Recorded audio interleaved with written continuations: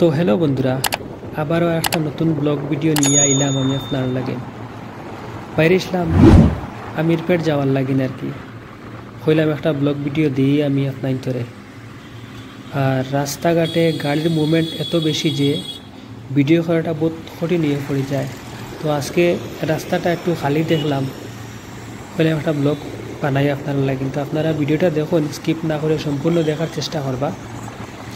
আর ভিডিওটা দেখে যদি ভালো লাগে ভিডিওত লাইক কমেন্ট আর শেয়ার করবা বেশি বেশি করে, যেন অন্য দেখতে পারে। আর মেইন উদ্দেশ্য হইল যে আপনারা আমার ভিডিওটা দেখুন কিন্তু আমার চ্যানেলটারে সাবস্ক্রাইব করুন না।